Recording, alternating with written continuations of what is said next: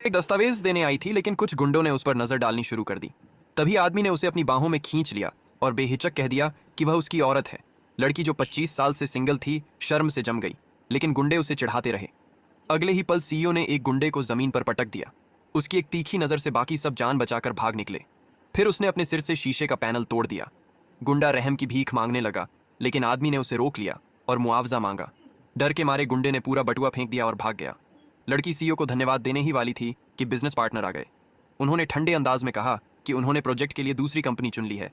आदमी शांत बैठ गया और बोला कि वह जबरदस्ती नहीं करेगा, लेकिन चाहता है कि वे उसके स्टाफ का नया प्रपोजल देखें। एक नजर डालते ही पार्टनर शांत नहीं रह पाए। यह बिल्कुल वही था जो उन्होंने सोचा था।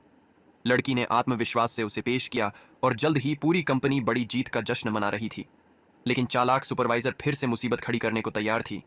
वह सीईओ के ऑफिस में घुसी और लड़की की बुराई करने लगी। आदमी ने उसे बीच में ही टोक दिया और कहा कि अब उसे यहां काम करने की जरूरत नहीं है।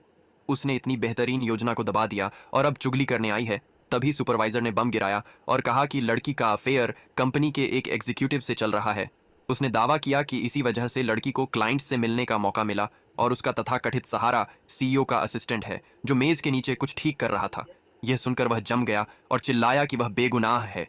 तब आदमी ने कहा कि लड़की को हमेशा से वह खुद सपोर्ट करता आया है। सुपरवाइजर को एहसास हुआ कि उसने गलत इंसान से पंगा ले लिया है। उसने तुरंत माफी मांगी और भाग गई। काम खत्म होने के बाद लड़की नीचे इंतजार कर रही थी।